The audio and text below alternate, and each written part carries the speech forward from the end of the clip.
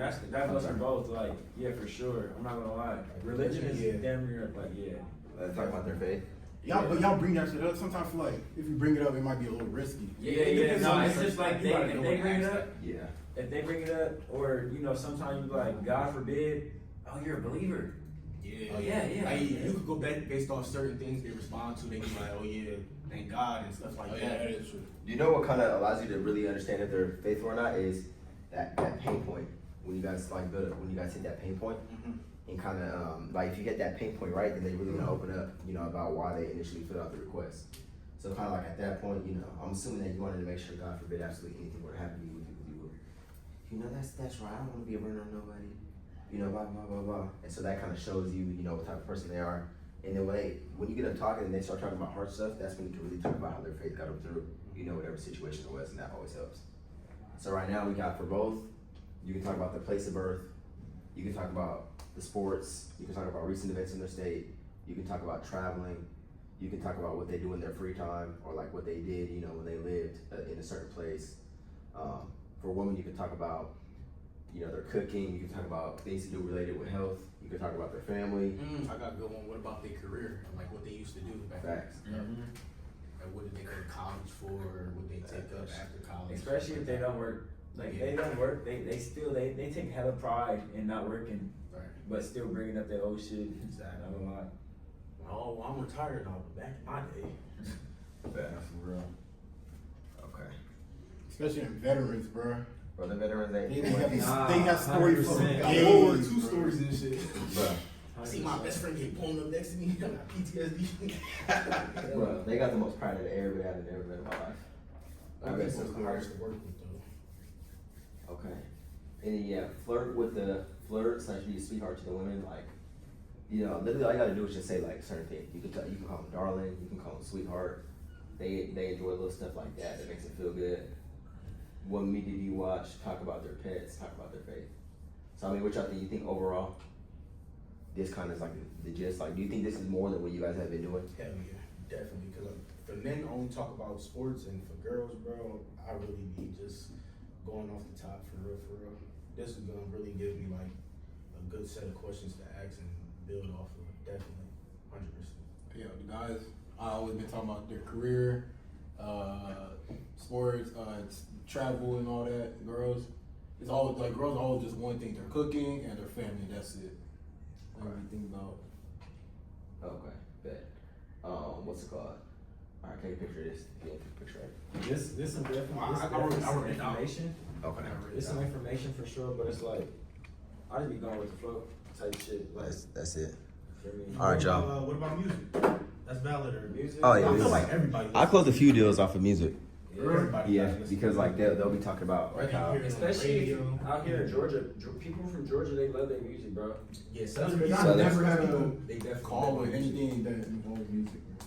Also, we gotta kind of understand like the demographic of people as well. It's like when you got like an old Southern black dude, when you got like an old Southern white lady, when you got like some old dude from like up east or up north, my fault, like New York and shit. You kind of know how they are since you live out there. But yeah, no, that shit definitely where they live at kind of plays a big part in like how you talk to them. Like I don't talk to somebody who lives in California the same way I'll talk to somebody who lives in Alabama. Cause like Alabama, you got the Southern hospitality. The old ladies are super sweet. In California, they're a little bit more stuck up and shit like that. You know what I'm saying? But nah, y'all, for those of you watching this video, we talking about things and topics you can talk about to build rapport. So take a screenshot of this. On the left, you got what you can talk about with men. On the right, you can talk about, topics and stuff you can talk about with women. In the middle, you got things that both sexes like to talk about. And, really with questions revolving these topics, in your data entry section, after you guys are transitioning from getting the budget and the intro into the e-app itself, you guys are not only looking to, get the basic data, but you guys are looking to make them like you and make them trust you. And in order to build that, you simply just need to get them to talk about themselves, right? So you want to use all these different topics in order to really find one thing that they really like. And once you find out that one thing that they really like, double down on it, conversate about it, and use that to really get them to talk and to open themselves up. Because our phone calls, we don't want this to seem like a long ass application process. We want this to seem like a genuine, regular conversation. And the best way to do that is by asking them stuff that makes them talk. And if you're properly closing your deals, it honestly should be about like a 60 to 40% ratio, right? You're talking 40% of the time, they're talking 60% of the time, but you're controlling when they talk by asking certain questions. It shouldn't be us getting right off the phone. We should have control of it, but we should be asking them questions and understanding when to take control and when to let them talk in order to be able to close our deals. Sales presentation is Batman prep time. Why does Batman fucking destroy everybody? Because the nigga has prep time. So your whole entire call is just prep time, you know, for you to be able to get that close.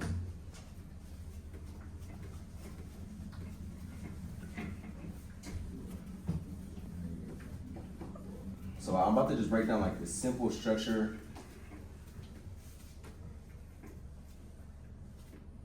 of the call. So like we start off with the intro, right? Intro.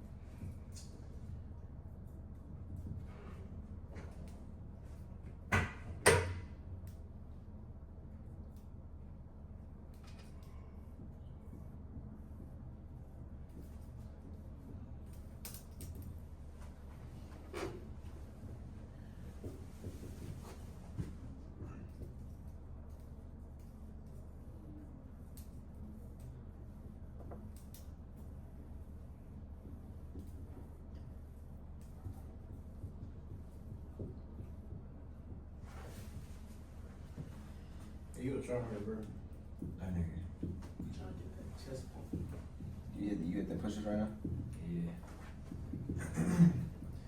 I gotta get 200 before I go to sleep tonight. Tell me what? 200 extra push-ups, like additional, not even from what we was doing today. That's how you hop on the push-ups, bro. That's when Yeah, got it, bro. you gonna see the difference. I'm trying to tell you. Nah, for real. 30 days, you'll see a difference. Not even Always, 2 weeks. always 2 weeks of did consistency. 3 sets of like 25, that's it. So be just 75, that's it. Nah, do like 120. Get to 120. 120. That's what I just did. But now it's like when I'm doing those push-ups, it just don't feel like that. So that's why I went to 200. Yeah, cause as you like get used to it, you can just keep repping them out, bro. Yeah. Y'all spam the same form, or y'all just be y'all switch Nah, them? I switch it up. I do wide grip, close grip, incline, decline, diamond. That's it. Yeah, exactly. Same. When I don't hit weights, and I just do body work, I just do that on chest day. I do Just all that different same variants. thing, yeah. Alright. Diamonds, wide. But yeah, so this shit is like literally the basic structure, right? So like, what is the purpose of our intro? The purpose of our intro is to point out the problem plus the pain that is caused from that problem and establish the solution and credibility. You know, we're gonna establish what it looks like and what can fix this problem with this pain. And then, you know, we can let them know we're credible, A-rated carriers, all that good stuff. Send them to pick up the license if we have to. After you do that, then you get into the basic data entry, which you're getting the basic info and building trust by creating likability and relatability. And of course, after you get done with this and you get the social, you transition into the secondary med questions, which you're just taking control and you're just going through the basic underwriting. After that, you get into the beneficiary info, and you're building rapport with them by talking about their beneficiary, talking about their family, and talking about, where's the red pen at? And talking about, other side of your bag. alright, man, fuck it. But talking about what you previously discussed in data entry right here.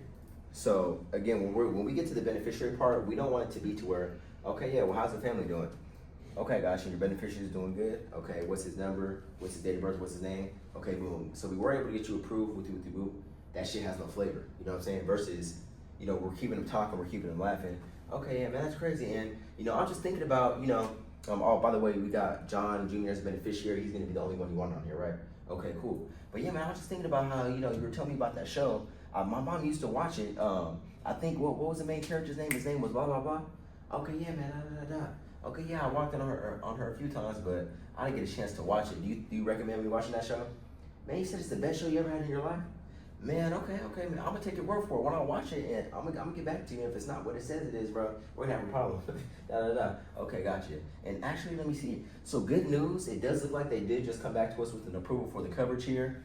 Now, what this is gonna be is this is gonna be day one coverage for you. So I know you were worried about the initial 2-year waiting period previously. You don't have to worry about that. On top of this is gonna be a whole life policy. So I know you had a term before that expired. You're not gonna have to worry about any of that. This is gonna last the remainder of your lifetime. And within this also is gonna include living benefits, so on and so forth, right? But when we get to the close, we want this to be a straight transition into the close, but we don't want it to be forced. We want it to just be natural. We want it to be on the same side of the table as him. We want to be like, have a genuine conversation, be friends with him. But when you're providing the solution, right, you want to provide the solution for the problem that was discussed in the intro. So our close is simply just fixing everything that we pointed out in the beginning that made us get into the EF. Because unless they see a problem and unless they feel a pain from that problem, they're not going to want to hop into the EF. But when you point out that problem, you highlight that problem, and you make them understand it's an issue by the way that we're expressing it with our tonality, by what we're saying, like you seen Rona and Lamont when I showed you guys that audio of me literally doing it, you know, live on the phone. Mm-hmm. That right there is giving them a reason. So they have to have that reason.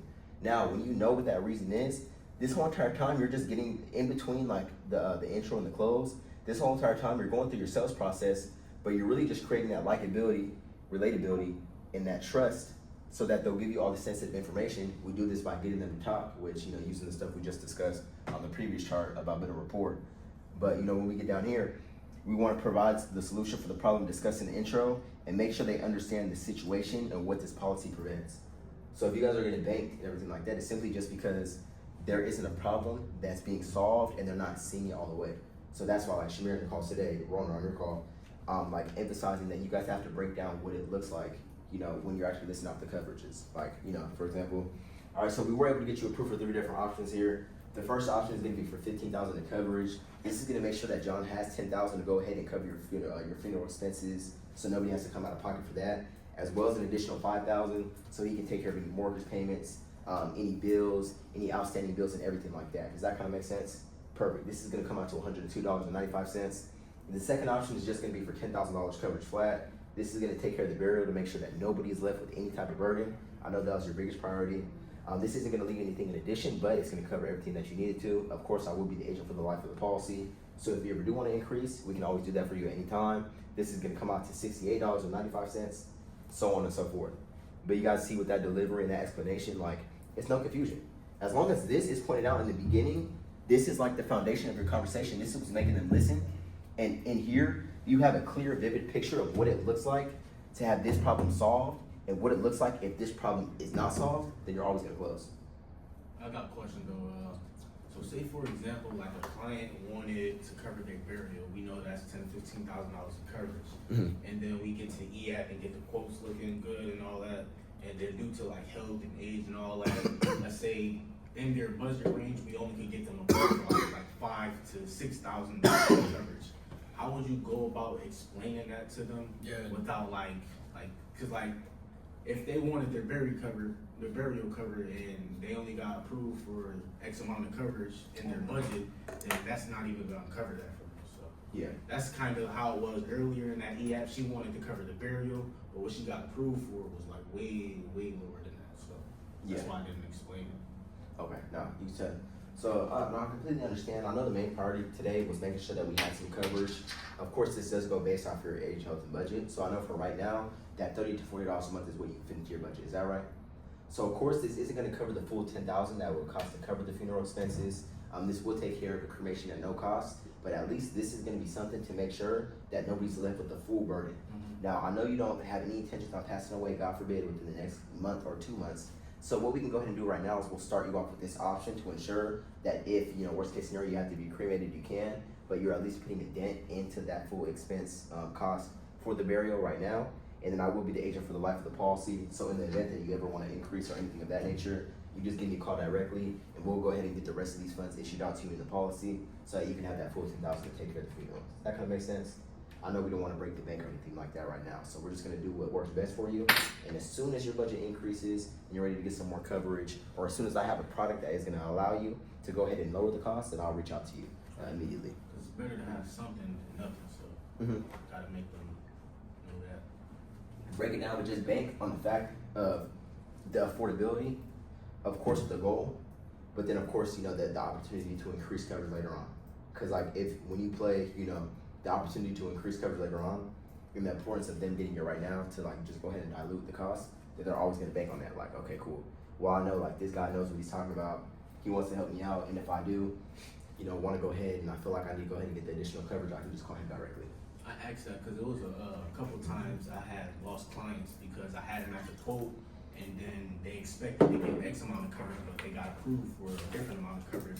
So they was like, oh, I don't even want this because this is not what I was looking for. And I tried to explain to them like, due to your age and certain health conditions, like this is the absolutely best we can do right now. And they just was like, nah, I'd rather not even get nothing. It just like discouraged them, I guess. Yeah, no, and that makes complete sense. I'll say the biggest thing is when you know that a client's gonna be like in a fucked up situation based off their age and their health and their budget, always take extra emphasis on this. But then it's simply just like, making sure they understand what this policy prevents. So like, for example, if somebody wants mortgage protection and their mortgage is $300,000, mortgage protection doesn't mean that they're about to pay off the whole entire policy. Mortgage protection means it's gonna protect the mortgage. So a person can have a $300,000 mortgage, but if we get them a $10,000 policy and they have a $2,000 mortgage payment, that means we give them 5 months of extra time for their family to go ahead and sell the house or do whatever they gotta do. So it's not always about, getting everything covered outright. It's about kind of doing what makes sense. So it's just kind of just being able to break that down for them and make sure they just understand like what it's for. So when you rewatch the video and you kind of look at the verbiage that was used to write that down, that definitely, is gonna help you start closing those. But really it's just to build the trust and credibility and just like painting the picture of what it prevents. Like you wanna highlight, they're gonna think about everything that it doesn't cover, but highlight everything it does cover though. You know what I'm saying? And then as long as you do that, then you go be straight. Y'all got any more questions about that? Nah, this is pure Nah, you literally answered everything I wanted you to answer. I'm waiting for you to edit this motherfucker right again. So outside of this, what do you feel like that y'all need?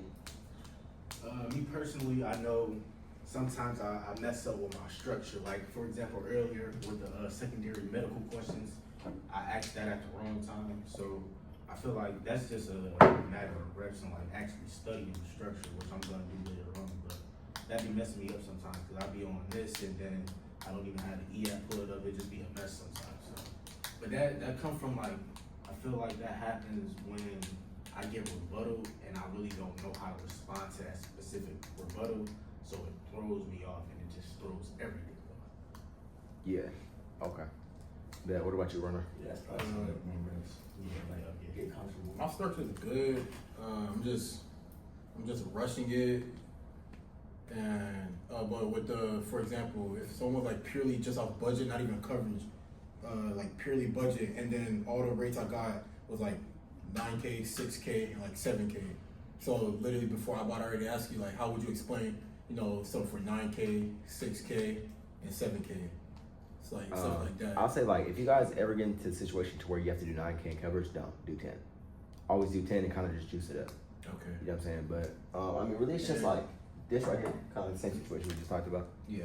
Just like understanding, like making sure they understand what this policy prevents. Like, no, I completely understand, but like really think about this. You want to put $30 to $40 a month, into a policy that's your budget. Would you rather not put anything in and have to have John, your son, have to cover $10,000, $15,000, or would you rather get something for right now, for $30 to $40 a month, that's gonna cover at least 8,000. And you know, as time progresses and your budget, you know, is more capable of handling more coverage, then we can go ahead and get that for you. Yeah, do you think it'd be smart to like put it in percentages? Like for example, let's say it wanted to be buried, and we know the burial is gonna cost $10,000 in coverage minimum. So like, let's say they get approved for like $5,000 in coverage. That's 50%, $10K. So explain to them like, oh, this is gonna pay 50% of the burial, or just keep it like the actual numbers. I mean, you could try it. I personally never tried that before, but I'm not saying that it couldn't work, but it might just depend. Like, Cause like 8,000, that'd be 80%. It just 80%. sound better, I think. yeah, try it. I'll just try it. Like, next time you get in that situation. So good news is, you know, we'll be able to go ahead and get you something within that budget that's going to take care of, you know, 60% of that burial, 100% of the cremation if that's what you decide to do, and leave a little bit extra behind. So as long as they got like a, you know, a good understanding of what's going on, then that will work. You know what I'm saying? Especially with their beneficiaries' birthdays. Like sometimes I look at their birthday and then they're 2 kids and they're like, if they're around like say like August and October, I'm like, well, you guys are like fall babies, and that should be like getting cooked. And then literally that helps me cold every time. Every time I'm just looking at their birthdays and stuff. Yeah. No, you be playing like the emotion game, like you said. What do you be saying? You be saying like love in the beginning. Yeah, oh yeah. Or you want to leave some I love you money behind Oh, for yeah. family. That should be working a lot. Add that to my Yeah, bag. at least some I love you money. Where'd you get that from? I think I seen that. I don't know if you know this guy, Julio Massarelli. Oh yeah. And I seen him saying on the TikTok, I was like, yo, that's low key hard. Yeah. And Wait, so, is that dude that be listening to Yeah. music? Yeah. And they're acting up. Cool as hell. Yeah.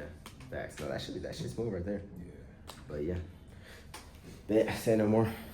That shit, we need at least a 2 deal day.